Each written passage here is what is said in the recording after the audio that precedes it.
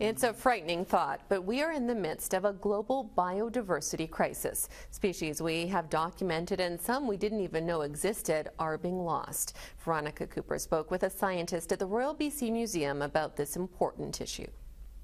These specimens here are hydroids, and hydroids are the polyp stage of animals which are related to corals and jellyfish, and it reflects some of the incredible diversity of the different groups that we see. Biodiversity and museums are very closely linked. I think the prevailing view of museums are places that have exhibits, places that visitors come to. Then the other part of the museum that most people do not see is the collections.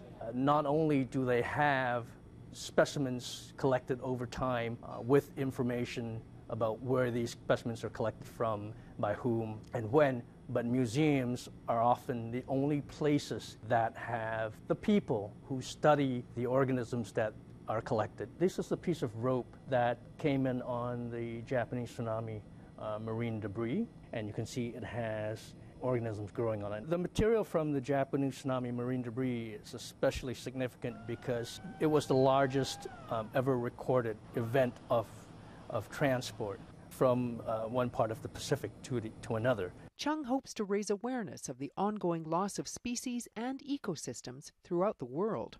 This is a subspecies of limpet which lives on eelgrass. When you have the environment changing and the eelgrass disappearing from certain areas, the limpet itself is unable to survive. We are losing species that we are not even aware of, and the rate of that loss is faster than we can document. So is this a natural phenomenon, or is mankind to blame? It's actually a function of both. You will have a certain rate of loss, which is a natural loss of species, but you also have an accelerated rate of loss with human activities, such as land development and habitat destruction, pollution, climate change, and the spread of invasive species. Initially, it might affect one group, or it might affect a particular environment that species lives in, and then eventually your effects will cascade. Which is why collecting, documenting, and preserving specimens is vital. Natural history collections actually reflect the history of life through time. This Week in History, brought to you by the Royal BC Museum, bringing British Columbia's stories together.